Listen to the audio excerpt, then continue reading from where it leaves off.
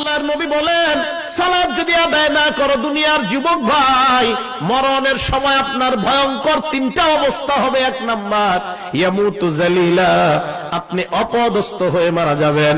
দুই নাম্বার, ওয়ায়ামুতু জুআ, ক্ষুধার্ত অবস্থায় আপনি মারা যাবেন। তিন নাম্বার, ওয়ায়ামুতু আতশানা, এমন পিপাসা আপনার লাগবে, লাউ সুকিয়া মাউল বিহার লামারতাওয়া, দুনিয়ার সব সমুদ্রের পানিও যদি আপনাকে পান করানো হয় এরপরেও আপনার পিপাসা মিটবে না। আবার আমি বলছি, নামাজ যারা আদায় না করবেন, এক নাম্বার দুনিয়ার মধ্যে মারা যাওয়ার সময় অপদস্থ হয়ে মারা যাবেন। দুই নাম্বার, ক্ষুধার্ত অবস্থায় মারা যাবেন। তিন নাম্বার, এমন পিপাসা লাগবে দুনিয়ার সব সমুদ্রের পানি পান করাইলেও আপনার পিপাসা মিটবে না। এবার আপনাকে কবরে রাখার পর ইয়াদিকুল কবরু আলাইহি, আপনি বেনমাজি বান্দা, কবর এমন ভাবে আপনাকে চাপ দিবেন, হাড় গুলো একটা আর একটার মধ্যে ঢুকে যাবে, কটকট করে আওয়াজ হবে, কবর আপনাকে চাপ দিবে, কেন তুমি নামাজ আদায় করো নাই।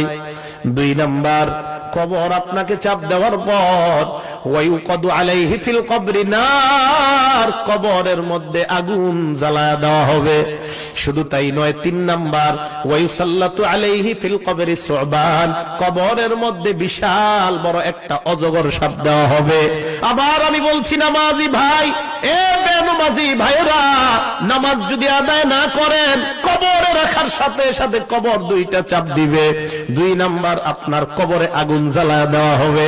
তিন নাম্বার, বিশাল বড় একটা অজগর সাপ দেওয়া হবে। আল্লাহর নবী বলেন, আইনাহু মিনান নার, সাপের চোখ হবে আগুনের চোখ। ওয়া আসফারুহু মিন হাদিদ, সাপের নখ থাকবে, নখগুলো হবে লোহার নখ। কিসের? সাপটা কত বড় হবে? আল্লাহর নবী কয়, এই আঙ্গুলের নখের এক মাথা থেকে আরেক মাথা পর্যন্ত যাইতে একদিন সময় লাগবে। সাপ আপনার সাথে কথা বলবে। হ্যাঁ, আমি বলছি, হে বেনামাজি ভাই, আপনাকে সাপ ডাক দিয়ে বলবে, আমারনি রব্বি আন আদরিবাকা আলা তাদঈ সালাতিল ফজরি ইলা যুহরি, তুমি ফজর না পড়ার কারণে আল্লাহ আমারে বলছে তোমারে যোহর পর্যন্ত কামড়ামু। যোহর না পড়ার কারণে আসর, আসর না পড়ার কারণে মাগরিব, মাগরিব না পড়ার কারণে এশা পর্যন্ত, এশা না পড়ার কারণে ফজর পর্যন্ত কামড়াবো। আল্লাহর নবী বলেন, এমন একটা কামড় দিবে, ইয়াগুসু ৭০ জিরাআ, ৭০ গজ মাটির নিচে আপনি চলে যাবেন, আবার উঠানো হবে, আবার কামড় দিবে।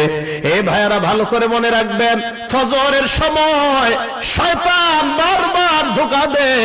যুবক ভাই, আপনার সামনে পিছনে ডাইনে বামে শয়তান। আল্লাহ কোরআনের মধ্যে বলেন, ইন্নাহু ইয়ারাকুম হুয়া ওয়া কাবিলুহু মিন হাইসু লা তারাউনাহুম, শয়তান তোমাদেরকে এমন জায়গা থেকে দেখতে থাকে যে এই জায়গায় তোমরা কোনো কল্পনাও করতে পারবা না।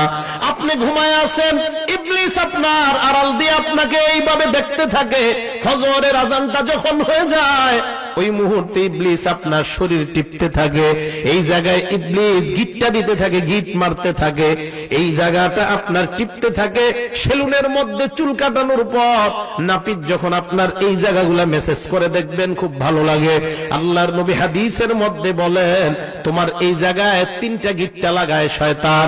তুমি যখন উঠবা, ওঠার পর নবী বলেন সাথে সাথে এমন করবা, চোখের নিচে যখন এমন করবা, করার পর দোয়া পড়বা, আলহামদুলিল্লাহিল্লাযী আহইয়ানা বাদামা আমাতানা ওয়া ইলাইহিন নুশুর।